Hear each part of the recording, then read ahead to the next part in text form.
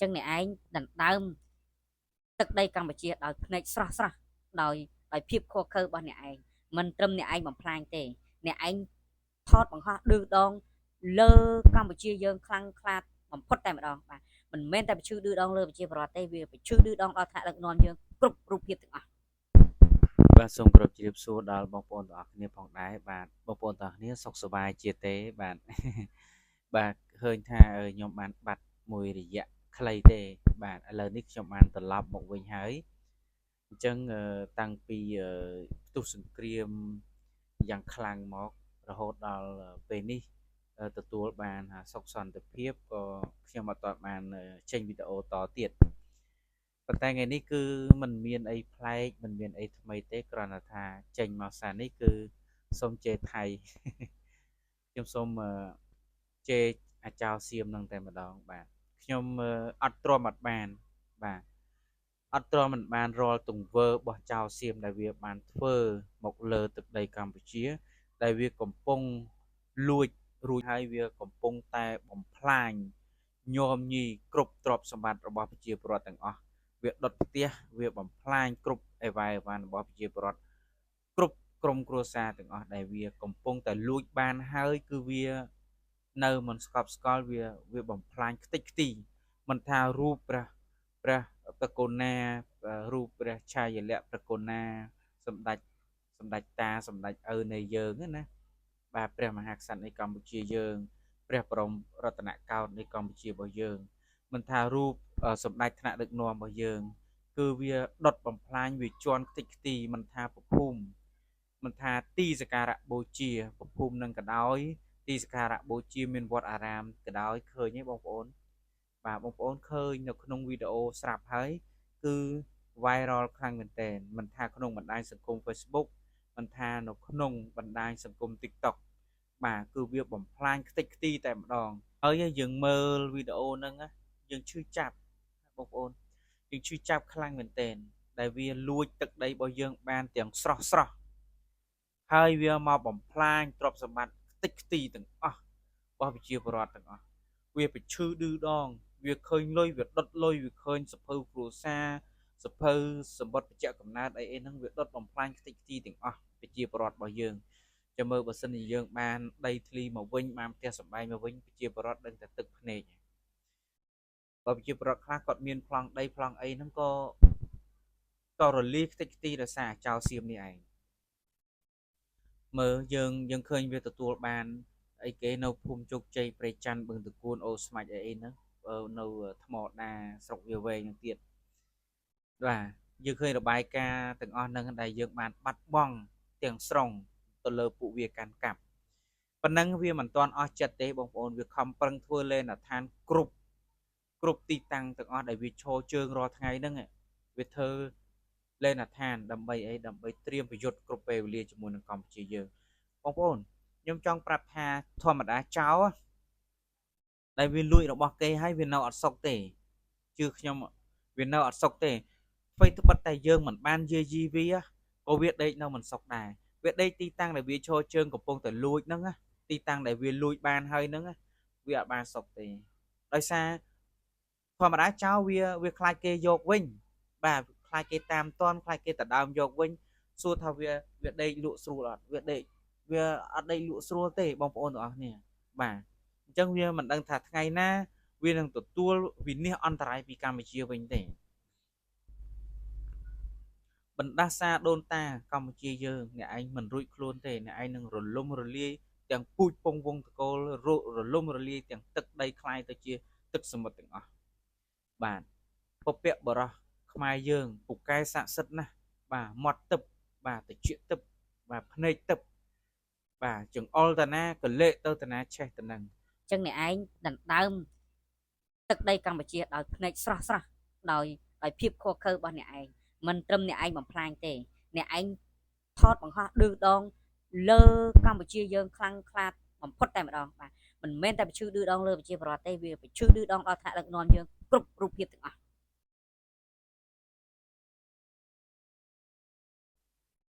វាធ្វើនេះគឺដើម្បី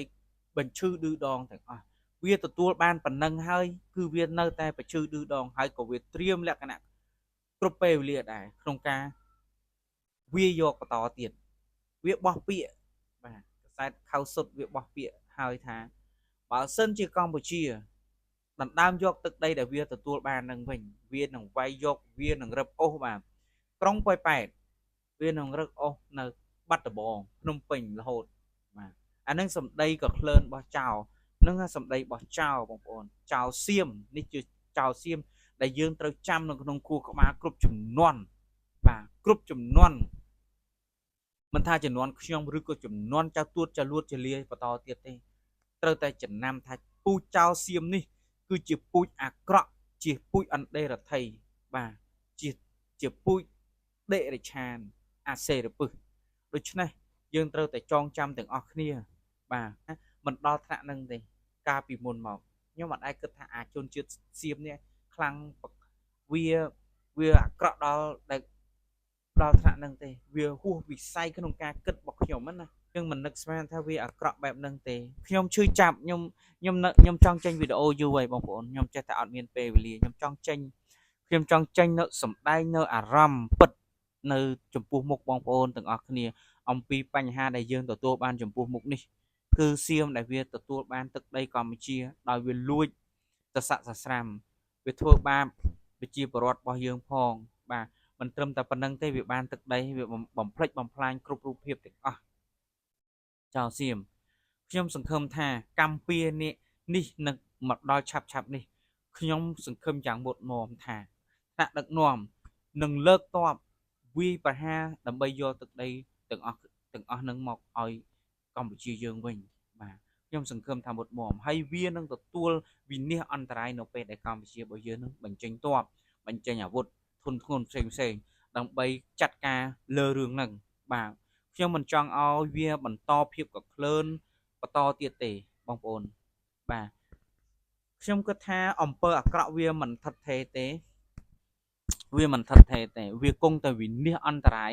ក្នុងពេលណាមួយមិនខានឡើយទេបាទជឿទុកចិត្តលើកម្មចាស់បាទពៀវេរាមានពិតហើយវាហ៊ានធ្វើបាបប្រជាពលរដ្ឋដល់ថ្នាក់នេះហើយវាហ៊ានរំលោភបំពានដីធ្លីប្រជាពលរដ្ឋដីធ្លីបូរណភាពទឹកដីកម្ពុជាដល់ថ្នាក់នេះហើយវាហ៊ានទម្លាក់គ្រាប់រំលាយប្រាសាទទាំងអស់បាទមិនមានឃើញប្រាសាទព្រះវិហារក៏បែកបាទខ្ទេចប្រាសាទតាមន់បាទប្រាសាទតាកបីបាក់បែកខ្ទេចខ្ទីទាំងអស់បាទវាហ៊ានធ្វើដល់ថ្នាក់នឹងពលឹងពុព្វបុរសខ្មែរនឹងធ្វើឲ្យវាវិនិច្ឆ័យអន្តរាយក្នុងពេលឆាប់ខាងមុខនេះឯងបាទដូច្នេះបងប្អូនទាំងអស់គ្នាយើងមិនតន់តាណាទេយើងចាំមើលវាវិនិច្ឆ័យដោយអន្តរាយផ្សេងដោយគ្រោះធម្មជាតិដោយអ្វីគ្រប់បែបយ៉ាងទាំងអស់បាទហើយយើងឃើញអាសត្វនេះវាអត់ដែលត្រូវជាមួយនឹងប្រទេសណាទេ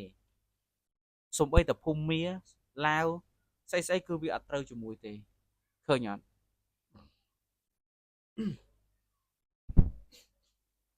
វាអត់ត្រូវជាមួយគេដូច្នេះនៅពេលដែលវាអត់ត្រូវមួយគេអញ្ចឹងវាសត្រូវវាគ្រប់ទិសគ្រប់ទីទាំងអស់បាទហើយវាសំអាងថាវាប្រទេសមហាសេដ្ឋកិច្ចជាប្រទេសកូននាគសេដ្ឋកិច្ចបាទកូននាគសេដ្ឋកិច្ចចុះបើសិនឥឡូវនេះប្រជាពលរដ្ឋក៏ដូចជាប្រទេសកម្ពុជាទាំងមូលដែលមានប្រជាជន17លានអ្នកនេះបានធ្វើពហិការមិនប្រើប្រាស់ផលិតផលរបស់វាទាំងស្រុងគ្រប់រូបភាព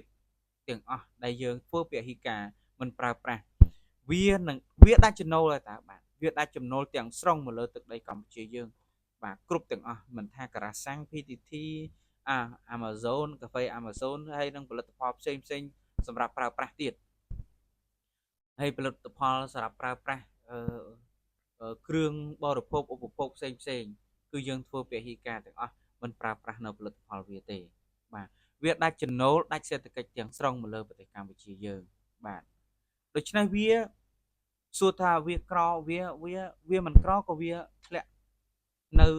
GDP សេដ្ឋកិច្ចរបស់វាគ្រាន់បើដែរបាទនេះគឺបើខ្ញុំគិតទៅណាបាទដែលវាធ្លាប់ទទួលចំណូលរាប់ពាន់លានដុល្លារក្នុងមួយឆ្នាំពីប្រទេសកម្ពុជាតែពេលនេះគឺវាធ្លាក់វាប្រឈមមុខក៏ខ្លាំងដែរតែយើងងាកមកមើលសកម្មភាពរបស់វារាល់ថ្ងៃនេះបន្តទៀតសកម្មភាពរាល់ថ្ងៃនេះខ្ញុំមើលឃើញវាមាន2ចំណុចបាទដែលវាកំពុងត្រៀមណា ចំណុចទី1វាធ្វើលេនដ្ឋានគ្រឹះលេនដ្ឋានជាច្រើនកន្លែងតាមបន្ទាត់ព្រំដែនដែលវាទទួលបានពីកម្ពុជាយើងទី1ហើយទី2វាថតរាល់សកម្មភាពទាំងអស់ចេញពីដ្រូនលើអាកាសរបស់វាថតរាល់សកម្មភាពទាំងអស់មកលើយោធាកម្ពុជាយើងទាំងការដឹកជញ្ជូនអីវ៉ាន់ផ្សេងទាំងការចល័តទាំងការធ្វើដំណើរទៅវិញទៅមកគ្រប់រូបភាពទាំងអស់ដែលវាចាប់ពីលើអាកាសនេះគឺជារូបភាពទី2ដែលវាកំពុងតែដំណើរការជារៀងរាល់ថ្ងៃបាទបងប្អូនវាទទួលបានទឹកដីកម្ពុជាយើងប៉ុណ្ណឹងហាវាអត់តនៅស្ងៀមទេព្រោះវាត្រៀមគ្រប់លក្ខណៈទាំងអស់ហើយវាមិនគិតថាយើងឲ្យវាផុយទេបាទហើយក៏វាមិនដឹងថាវាខុសដែរវាជាចោលហើយក៏វាមិនដឹងថាវាជាចោលវាកំពុងតែលួចបាននៅទឹកដីកម្ពុជាយើងទេបាទអញ្ចឹងក៏វាត្រៀមដែរហើយយើងកំពុងតែរក្សានូវភាពអត់ធ្មត់សិនដើម្បីគោរពនៅកិច្ចព្រមព្រៀងនៅបទឈប់បាញ់ក៏ប៉ុន្តែយើងគោរពបានយ៉ាងខ្ជាប់ខ្ជួនតាំងពីដើមរហូតដល់ចប់នេះប៉ុន្តែនៅតែវាចោទប្រកាន់ថាយើងបោះដ្រូននៅលើទឹកដីវាទី2ថាយើងបាញ់បោះទៅលើទឹកដីវាប្រើគ្រាប់បែកចង្កំអីគ្រាប់បែកត្បាល់អីនោះព័ត៌មានថ្មីនេះថ្ងៃនេះខ្ញុំអានទៅ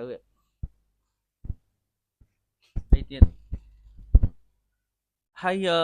ជន់មីនហ្នឹងហើយចំណុចហ្នឹងគឺជន់មីនទៀតសិតតែវាលៀបពណ៌ទាំងអស់មកលើថ្នាក់ដឹកនាំកម្ពុជាមកលើកងទ័ពវីរៈកងទ័ពកម្ពុជាទាំងអស់សុទ្ធតែវាលៀបពណ៌ទាំងអស់ទាំងរូបភាពទាំងបញ្ហាទាំងអស់ហ្នឹងកម្ពុជាយើងមិនទាន់បានធ្វើមិនដែលបានធ្វើតតែសោះ